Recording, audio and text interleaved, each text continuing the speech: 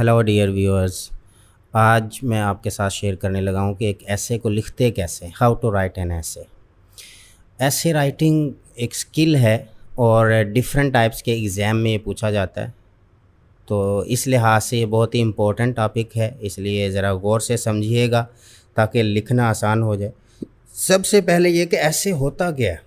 बहुत बार आप नाम यूज़ करते हैं, सुनते हैं, ऐसे ऐसे राइटिंग, ऐसे का क्वेश्चन आना है, तो पहले पता तो चले कि ऐसे होता क्या है।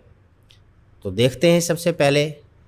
ऐसे आप देख रहे हैं कि डेफिनेशन क्या है। A short piece of writing on a particular subject और topic as a part of course of study.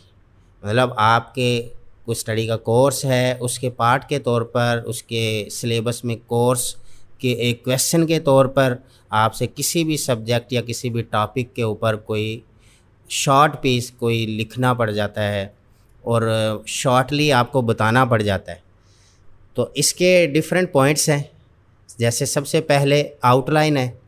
Outline क्या होती है? आउटलाइन होती है कि आपने मेन हेडिंग्स, जो मेन पूरे ऐसे के अंदर जो मेन टॉपिक्स हैं, मेन हेडिंग्स और सब हेडिंग्स हैं, वो आपने ऐसे के दरमियान में नहीं लिखनी होती, बल्कि ऐसे के टॉपिक लिखने के स्टार्ट में आप लिखें आउटलाइन की हेडिंग, और नीचे वो जितनी भी हेडिंग्स आप ऐसे के अंदर लिखना चाह रहे होते हैं वो स्टार्ट में लिख दें। अब आउटलाइन का फ़ायदा क्या होता है? आउटलाइन का फ़ायदा ये होता है कि अगर एक शख्स, एक रीडर आपका ऐसे रीड करना चाहता है और वो चाहता है कि मेरे पास इतना टाइम नहीं कि मैं इसके वर्ड बाय वर्ड पढूं और सारे लाइंस पढूं, मेरे पास इतना टाइम नहीं है, तो उसके लिए आउटलाइन बहुत बेनिफिशियल होती है। कैसे? कि वो आउटलाइन के जो हेडिंग्स लिखी हैं सिर्फ उनको देखेगा और 1-2 मिनट में ही समझ जाएगा कि अच्छा ये सारा ऐसे इन चीज़ों के ऊपर लिखा गया है। तो इतना ये बेनिफिशियल होता है कि 1-2 मिनट में पूरे ऐसे के बारे में पता चल जाता है। नेक्स्ट उसका पार्ट है ऐसे का पैराग्राफ राइटिंग, कि आपने एक ऐसे के अंदर सिर्फ एक पैराग्राफ ही नहीं लिखना होता, बल्कि एक से ज़्यादा पैराग्राफ्स लिखने होते हैं। और पैराग्राफ राइटिंग की एक अलग भी हम वीडियो बनाएंगे, लेकिन मैं आपको यहाँ पे बता दूँ पैराग्राफ आपने कैसे बनाना है। आपने जितनी आउटलाइन में हेडिंग्स दी हैं, जितनी सब हेडिंग्स हैं, उन सब का अलग अलग पैराग्राफ लिखेंगे, ये याद रखिएगा। और जब पैराग्राफ स्टार्ट करते हैं तो उसके स्टार्ट में आपने कुछ जगह छोड़ के लिखना होता है, वो जिसको हम कंप्यूटर की लैंग्वेज में कहते हैं इंडेंट। इंडेंट बाकायदा एक की ऊपर आपको मिल जाएगी कीबोर्ड पर, उसको दबाते हैं तो साथ ही उतनी जगह खुद ही छोड़ देते हैं। या अगर आप मैनुअली करना चाह रहे हैं, अब ज़ाहिर है आप हाथ से लिख रहे हैं तो वहाँ तो इस तरह का सिस्टम नहीं होगा, तो 6 बार अगर आप स्पेस दबाते हैं ना, तो जितनी 6 बार स्पेस दबाने से जगह बनती है उतनी एक इंडेंट में जगह बनती है। तो जब भी नया पैराग्राफ स्टार्ट करेंगे, आगे एंड पे हम एक सैम्पल के तौर पे एक ऐसे दिखाएंगे भी जिसमें वो जगह छोड़ी होगी, तो वहाँ पे आपको क्लियरली पता चल जाएगा। तो पैराग्राफ का रूल क्या है कि जितने आपके आउटलाइन में हेडिंग, सब हेडिंग्स हैं, हर एक का अलग अलग पैराग्राफ। इसकी वजह ये है कि एक पैराग्राफ का रूल ऑफ थंब है कि आपने एक आइडिया पर एक पैराग्राफ लिखना होता है। तो हेडिंग, सब हेडिंग्स हमारे आइडिया शो कर रहे होते हैं, इसलिए हर हेडिंग की अलग से पैराग्राफ बनते हैं। जब आप ये सारा काम कर लेते हैं, एंड पे आता है कंक्लूजन, कि आप खुद किस नतीजे पर पहुँचे हैं। ये याद रखिएगा, ऐसे कोई दरमियान में नहीं छोड़ देते कि ऐसे लिखने वाला जब खुद किसी नतीजे पे नहीं पहुंचा, वो कह दे जी ये मेरा ऐसे पढ़ के जो रीडर है वो खुद ही कोई नतीजा अखज़ कर ले, खुद ही कोई कंक्लूजन निकाल ले। ऐसा नहीं होता। रीडर के माइंड में पता नहीं क्या कंक्लूजन आए, वो हो सकता है कि ऐसे को और हिसाब से ले, उसके माइंड में हो सकता है कोई अपोजिशन हो या उसके माइंड में कुछ और चीज़ हो। ऐसे लिख आप रहे हैं, आप बताएं कि आप किस कंक्लूजन पे निकले हैं, कौन सा नतीजा था जो आपने अखज़ किया। तो ये लाजमी एक आखिर पे पॉइंट होता है। नेक्स्ट आते हैं टाइप्स ऑफ ऐसे पर। तो बेसिकली 2 टाइप्स, पॉजिटिव और नेगेटिव ऐसे है। पॉजिटिव ऐसे वो होता है जिसमें आप इंसानियत या मतलब ह्यूमैनिटी और सोसाइटी के बेनिफिट्स की बात करते हैं, उनके फ़ायदा होता है किसी ना किसी के लिहाज से, इसलिए हम उसे कहते हैं ये पॉजिटिव ऐसे है। यानी जिसको पढ़ के इंसान पॉजिटिव थिंकिंग लेके आता है। जैसे यहाँ पे एजुकेशन है, रोल ऑफ टेक्नोलॉजी है, तो ये इंसानों की भलाई के लिए, मुआशरे की भलाई के लिए है, तो ये एक पॉजिटिव ऐसे हुआ। आगे नेगेटिव ऐसे की एग्ज़ाम्पल है, जैसे ड्रग एडिक्शन है, ये कोई अच्छी बात नहीं है। तो मुआशरे या इंसानियत के लिहाज से जो भी चीज़ गलत होगी, नुकसानदेह होगी, अगर उसके बारे में ऐसे लिखने का कहा गया है तो वो नेगेटिव ऐसे होगा। जैसे ड्रग एडिक्शन या करप्शन या टेररिज्म, ये सारी क्या हैं, ये ह्यूमैनिटी और सोसाइटी के अगेंस्ट होती हैं, इसलिए हम इसे कहते हैं नेगेटिव ऐसे। उसके बाद है कि आउटलाइन बनानी कैसे। आउटलाइन बनाने के लिए आप देखें, creating an outline for an essay, क्या करेंगे, अगर आप बनाएंगे तो ये आपके आइडियाज़ को ऑर्गेनाइज करने में हेल्प करेगी, आपके आर्गूमेंट्स को एक स्ट्रक्चराइज बनाएगी, आपको एक स्ट्रक्चर प्रोवाइड करेगी, और आपके जितने थॉट्स हैं उनमें क्लियरली एक फ़्लो नज़र आएगा। ये इसका फ़ायदा होता है। तो यहाँ पे स्टेप बाय स्टेप देखते हैं आउटलाइन के लिहाज से। तो सबसे पहले ऐसे की टाइप्स कैसे, उसके बाद आपके इंट्रोडक्शन से पता चले कि आपका ऐसे किस टाइप का है। तो आइडेंटिफाई द टाइप ऑफ ऐसे, आर्गुमेंटेटिव है या एनालिटिकल है, कंपैरेटिव है या नरेटिव है, किस टाइप का ऐसे है, आपके वहीं से पता चल जाए, रीडर को पढ़ने से ही, आउटलाइन से पता चले, आपके इंट्रोडक्शन से पता चले कि वाकई ये फ़लाँ टाइप का ऐसे है। और सबसे पहले देखते हैं पॉजिटिव और नेगेटिव, और फिर उसमें देखते हैं पॉजिटिव में कौन से टाइप का है, आर्गुमेंटेटिव है, एनालिटिकल है, कंपैरेटिव या नैरेटिव, क्या है ये। तो दूसरा है, जो असाइनमेंट मिली होती है ऐसे के अंदर, जो आप तैयार कर रहे होते हैं, या जो उसकी रिक्वायरमेंट्स हैं, या जो उसकी गाइडलाइंस हैं, इन सब की अंडरस्टैंडिंग आपके ऐसे में नज़र आनी चाहिए। हर पैराग्राफ बताए कि वाकई रीडर अंडरस्टैंड करता हुआ जा रहा है। तो ऐसे लिखने से पहले आपको पता ब्रेन स्टॉर्मिंग होती है। ब्रेन स्टॉर्मिंग कैसे होगी, आइडियाज़ कैसे जनरेट होंगे, वो होंगे सेंसेस के थ्रू। यानी आप किसी को देख के एकदम माइंड में आइडिया आ जाता है, या कहीं से कोई बात सुनते हैं तो एकदम माइंड में कोई आइडिया आ जाता है। तो इसका मतलब आपने देखने वाली सेंस का यूज़ किया या सुनने वाली सेंस का। बाज़ औक़ात आप किसी चीज़ को टेस्ट करते हैं तो आपके माइंड में कोई आइडिया आ जाता है। तो हम सेंसेस के थ्रू ब्रेन स्टॉर्मिंग करते हैं, आइडिया जनरेट करते हैं, ठीक है। ऑब्जर्वेशन के थ्रू करते हैं, लिसनिंग के थ्रू, या फिर टचिंग के थ्रू, कोई भी सेंस के थ्रू कर सकते हैं। तो रिसर्च सबसे पहले टॉपिक की करें कि मैंने जैसे आपने ब्रेनस्टॉर्मिंग किया, माइंड में एक आइडिया आया और आपने कहा कि अच्छा ये टॉपिक है, इसके ऊपर मैं रिसर्च करता हूँ। और फिर जब रिसर्च स्टार्ट करते हैं तो फिर इंफॉर्मेशन इकट्ठी करते हैं, गैदर इंफॉर्मेशन। आगे फिर जो भी मेन पॉइंट्स आपको मिलते हैं, जैसे आप नोट्स बनाते हैं या एक रफ़ नोट बना लेते हैं रिसर्च करते हुए, तो वो की पॉइंट्स लिखते जाएं। की पॉइंट्स होंगे, फिर आइडियाज़, और फिर उसमें कोई ना कोई सपोर्टिंग एविडेंस भी होना चाहिए। आपका ऐसे जो है उसके अंदर कोई प्रैक्टिकली, कोई वर्ल्ड से रिलेटेड, कोई लाइफ से रिलेटेड, कोई सपोर्टिंग एविडेंस ज़रूर हो, जिससे आपके ऐसे को सपोर्ट मिले। कोई ऐसा इंसिडेंट, कोई एविडेंस हो जो आपके लिखे हुए ऐसे को, आपके आइडियाज़ को सपोर्ट कर रहा हो, तो उसे हम बोलते हैं सपोर्टिंग एविडेंस। फिर ask question and challenge assumption, खुद ही क्वेश्चन करें और उसके आंसर आपके ऐसे में नज़र आने चाहिए। यानी क्वेश्चन भी आप खुद ही कर रहे हैं, रीडर तो जाहिर है पता नहीं कौन होगा, कब पढ़ेगा वो, तो आप लिख रहे हैं, आपके माइंड में क्वेश्चन रेज हो और उसके आंसर आपके ऐसे के अंदर नज़र आए, ताकि रीडर के माइंड में भी जब कोई क्वेश्चन आए तो उसका आंसर आपके ऐसे में मिल जाए। ये इसका फ़ायदा होता है। तो ये ना हो कि आपने ऐसे लिख लिया और बाद में रीडर पढ़ने लगा तो उसके माइंड में क्वेश्चन आना शुरू हो जाए कि इसने तो ये भी नहीं लिखा, ये भी एक सवाल पैदा हो रहा है, ये क्वेश्चन रेज हो गया है। ऐसा काम आपके माइंड में पहले से ही आ जाना चाहिए। तो आउटलाइन के स्ट्रक्चर को कैसे डेवलप करते हैं, सबसे पहले आपने आउटलाइन का फॉर्मेट उसको सिलेक्ट करना होता है।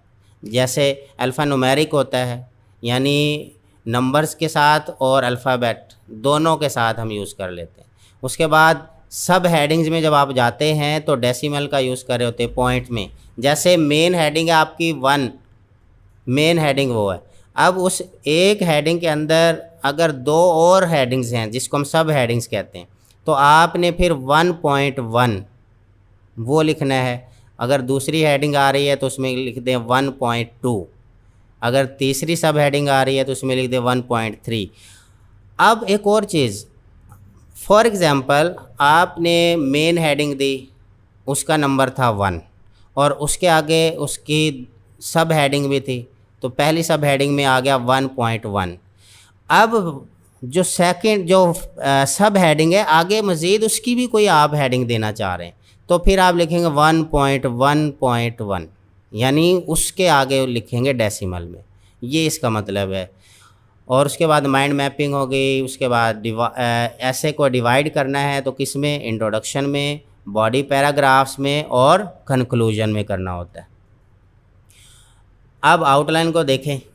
सबसे पहले देखें कि इंट्रोडक्शन, हाँ जी, आउटलाइन का फ़ायदा क्या होता है, जैसे आपको बताया ना कि ऐसी आउटलाइन हो, अट्रैक्टिव सी हो कि रीडर पढ़ते ही समझ जाए कि अच्छा पूरे ऐसे में ये है, तो grab readers attention.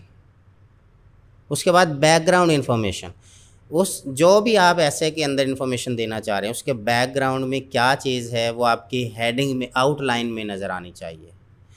Thesis statement, ये आपके ऐसे में लिखा होना चाहिए। थीसिस स्टेटमेंट यानी आपके ऐसे किस टॉपिक पे है उसके बारे में कोई एक स्टेटमेंट आपके ऐसे में आए जो क्लियरली बताए कि अच्छा ये ऐसे ये चीज़ है, क्लियरली उस स्टेटमेंट के पढ़ने से पता चले। या जैसे अगर आप करप्शन पे ऐसे लिखना चाह रहे हैं तो कोई एक स्टेटमेंट ऐसी होगी जिस एक स्टेटमेंट के पढ़ने से रीडर समझेगा अच्छा करप्शन ये होती है, तो उसे हम बोलेंगे थीसिस स्टेटमेंट। बॉडी पैराग्राफ पे अब आते हैं, तो सबसे पहले जब आप पैराग्राफ स्टार्ट करते हैं तो उसमें टॉपिक सेंटेंस आएगा, यानी पता चले कि ये पैराग्राफ किसके बारे में, किस टॉपिक के बारे में है, तो एक ऐसा सेंटेंस बीच में होना चाहिए, टॉपिक सेंटेंस जिसे कहते हैं, clearly state paragraphs main idea. उसके बाद आपके एविडेंसेस नज़र आने चाहिए आपके एसे में, यानी जो आप लिख रहे हैं आपके पास कोई प्रूफ होगा, कोई एविडेंस होगा, कोई लाइफ से, कोई कहीं और जगह से, तो वो आप बीच में लिखें, उसकी एग्ज़ाम्पल दें, कोटेशन दें। जितना ज़्यादा ये करते हैं उतना ज़्यादा आपके आर्गूमेंट्स और स्ट्रॉन्ग हो जाते हैं। उसके बाद फिर आपने एनालिसिस करना होता है। एनालिसिस करते हैं, एक्सप्लेन करते हैं, यानी आपने कोई वर्ड, कोई ऐसी हेडिंग दी है जिसको एक्सप्लेन करना बनता है तो वो करते हैं। उसके बाद इंटरप्रेट एविडेंस, तो ये एक वर्ड याद रखना, इंटरप्रेट क्या होता है, एक्सप्लेन और इंटरप्रिटेशन में क्या फ़र्क है ये भी आपको पता होना चाहिए। एक्सप्लेन होता है कि आपने जो चीज़ें किताबों से पढ़ी या जो किसी लेक्चर में सुनी, यानी दूसरों से सुना हो या आपने पढ़ा हो, वो अगर आप कोट करेंगे किसी चीज़ को बताते हुए, जैसे आप कहें जी ऐसे क्या है, अब ऐसे क्या है या आपने ऑक्सफोर्ड डिक्शनरी में पढ़ा, आपसे अगर कोई पूछे और आप ऐसे को एक्सप्लेन करेंगे तो ऑक्सफोर्ड में पढ़ा हुआ है आप बता देंगे, या आपने इंटरनेट से पढ़ा आप बता देंगे, तो वो कर रहे हैं आप एक्सप्लेन। अगला जो लफ्ज़ है ना इंटरप्रेट एविडेंस, इंटरप्रेट का मतलब होता है कि आपने लिखी बातें, सुनी सुनाई बातें नहीं बतानी, बल्कि आपका अपना एक्सपीरियंस क्या है, आपके पास कौन से एविडेंसेस हैं, कौन सा पर्सनल एक्सपीरियंस है जिसकी वजह से आप कहते हैं कि भाई ये चीज़ इस तरह की है, उसे बोलते हैं इंटरप्रेट। यानी लिखी सुनी सुनाई बातें नहीं, पर्सनल एक्सपीरियंस की बेस पे जब आप चीज़ों को बयान करते हैं उसे कहते हैं इंटरप्रेट। उम्मीद है ये वर्ड समझ आ गया होगा आपको। आगे है लिंकिंग सेंटेंस। आप जब भी सेंटेंसेस लिखते हैं तो याद रखिएगा सेंटेंस डिस्पर्स ना हो, ये ना हो एक सेंटेंस कुछ बता रहा है दूसरा कुछ और बता रहा है, बल्कि आपने सेंटेंसेस को एक दूसरे से लिंक करते हुए लिखना होता है। उसके लिए आपको पता है लिंकिंग डिवाइसेस होते हैं, जैसे in addition to, in a view to, उसके बाद आप इन अपोजिट टू, एंड का वर्ड यूज़ करते हैं, सो का, येट का, ऐसे डिफरेंट वर्ड यूज़ कर रहे होते हैं, वाइल का, वैन का, ये पता चलता है कि ये सेंटेंसेस आपस में लिंक कर रहे हैं। या पैराग्राफ में आप कह देते हैं, आप कहते हैं पहले पैराग्राफ पे स्टार्ट करते हैं फर्स्टली, दूसरे को कह देते हैं सेकंडली, तीसरे में कहते हैं थर्डली। अब रीडर समझ जाता है कि अच्छा पहला भी पैराग्राफ उसी के बारे में है, लेकिन ये इसका पहला स्टेप है, ये इसका दूसरा स्टेप है, ये तीसरा है। यानी वो जो आप फर्स्टली, सेकेंडली, थर्डली लिखते हैं, फाइनली लिख देते हैं, वो लिंकिंग वर्ड होते हैं जिससे आप सेंटेंसेस को या पैराग्राफ को कनेक्ट करते हैं। तो ऐसे वर्ड भी ज़रूर लिखा करें। उसके बाद फाइनल आता है आपका कंक्लूजन, कि जब आपने सारा ऐसे लिख दिया, अब आप बताएं कि आपने जितनी बहस की, जितनी डिबेट की, जो कुछ एविडेंसेस लिखे, कोटेशन लिखी है, एग्जांपल्स लिखी हैं, सब कुछ लिखने के बाद आप किस कंक्लूजन पर पहुँचे हैं, कौन सा नतीजा अखज़ किया है, अपना बताएं आप, यानी राइटर ने बताना होता है। तो क्या करेंगे आप फिर? Restate thesis statement. जो थीसिस स्टेटमेंट यानी जो क्लियर कट स्टेटमेंट्स थी ऐसे बताने के लिए, उसको रीस्टेट करें। फिर जितने मेन पॉइंट्स हैं सिर्फ उनको समराइज़ करें, मेन पॉइंट्स को।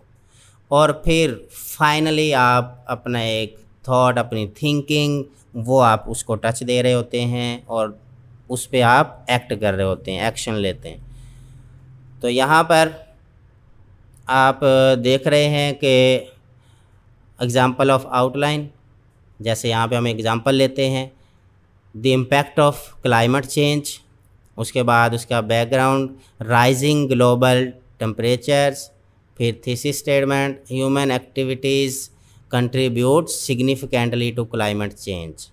ये अब हमने इंट्रोडक्शन के अंदर इस टॉपिक पे दिया। उसके बाद पैराग्राफ आते हैं। पहला पैराग्राफ क्या है? टॉपिक सेंटेंस उसमें नज़र आना चाहिए। ग्रीन हाउस गैस एमिशंस, ये था हमारा टॉपिक, जो टॉपिक सेंटेंस में टॉपिक स्टेटमेंट से पता चल गया।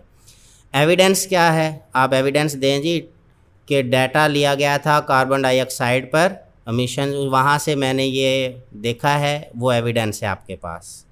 एनालिसिस करते हैं, उसमें एक्सप्लेनेशन करें, आप एक्सप्लेन करें एमिशंस को और उसका इम्पैक्ट क्या है। उसके बाद आपने सेंटेंसेस को लिंक में लाना है, जिसके लिए आपको पहले डिवाइसेस बताई हैं, ट्रांजिशन डिवाइसेस जिनको कहते हैं। यानी आपने बताना है फर्स्टली, सेकंडली, थर्डली, या आप बता दें in addition to, moreover, इस तरह के वर्ड हम यूज़ करते हैं। एज़ फॉर अस, ये लिंकिंग सेंटेंसेस के लिए।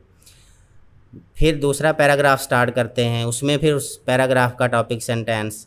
फिर आप बताएं। अच्छा, ये याद रखना, टॉपिक सेंटेंस ये नहीं कि पूरे ऐसे का एक ही बार लिख के वो कह दिया जी मेरा हो गया टॉपिक सेंटेंस, बल्कि हर पैराग्राफ का अलग से टॉपिक सेंटेंस होना है, ये याद रखिएगा, ताकि हर पैराग्राफ टॉपिक सेंटेंस से पता चले कि ये पैराग्राफ किसके बारे में लिखा गया है। ठीक है। उसके बाद एविडेंस, स्टैटिस्टिकली आप बताएं, जैसे यहाँ डाटा कार्बन डाइऑक्साइड मिशन पे लिया गया है, फिर आप उसको एक्सप्लेन करें और उसके बाद फिर लिंकिंग डिवाइसेस का यूज़ करें। एंड पे कंक्लूजन आता है जिसमें थीसिस स्टेटमेंट को रिस्टेट किया जाता है, मेन पॉइंट्स को समराइज़ किया जाता है और फिर फाइनली अपने थॉट पे एक्ट किया जाता है। यहाँ पे एक ऐसे की एग्ज़ाम्पल है, वो देखें आप। जैसे करप्शन के ऊपर एक ऐसे लिया गया, तो हम पहले ही कह चुके हैं उसका पहला पार्ट क्या है? आउटलाइन। आउटलाइन क्या होती है? उसके अंदर आपने जितने मेन हेडिंग्स, जितने मेन पॉइंट्स, की पॉइंट्स हैं, वो स्टार्ट में लिख दें, ऐसे के दरमियान में कोई हेडिंग ना दें, याद रखिएगा ये। तो यहाँ पे पहले कौन सा पैराग्राफ है जी? इंट्रोडक्शन का। दूसरा मेरा पैराग्राफ क्या होगा? इफेक्ट्स ऑफ करप्शन का। तीसरा क्या है? Corruption in modern society. फिर आगे है weak administrative system, solution to stop corruption, strong administrative system, और आखिर पे कंक्लूजन। ठीक है। अब एक सिर्फ आउटलाइन पढ़ के रीडर समझ जाएगा कि अच्छा ये पूरा ऐसे इन चीज़ों के बारे में बताएगा, ये इसका फ़ायदा होता है। यहाँ से प्रॉपरली ये स्टार्ट हो रहा है करप्शन कैसे। ठीक है। अब ये देखें करप्शन, परसुएसिव, और इस तरह से ये सारा स्टार्ट हो चुका है। वो जो बात मैं लास्ट टाइम बता रहा था कि जब नया पैराग्राफ स्टार्ट करना है तो आपने थोड़ी जगह छोड़नी है, जिसे हम बोलते हैं इंडेंट। ये नज़र आ रही है यहाँ पे, यानी नया पैराग्राफ स्टार्ट हुआ तो देख लें ये 6 स्पेस के इक्वल या इंडेंट अलग से की है, उसको क्लिक करते हैं तो इतनी ये खुद ही छोड़ जाती है। और अगर आप हाथ से लिख रहे हैं तो आप खुद ही इतनी जगह छोड़ के नया पैराग्राफ स्टार्ट करेंगे। तो उम्मीद है आपको ऐसे राइटिंग में ये वाला लेक्चर काफ़ी फ़ायदेमंद होगा। इस पे मज़ीद आपका कोई क्वेश्चन होगा तो कमेंट में ज़रूर बताइएगा, ताकि आपसे मज़ीद कांटेक्ट कर सकें और मज़ीद वीडियो इस पे बना सकें। अपना ख्याल रखिएगा। Take care. अल्लाह हाफिज़।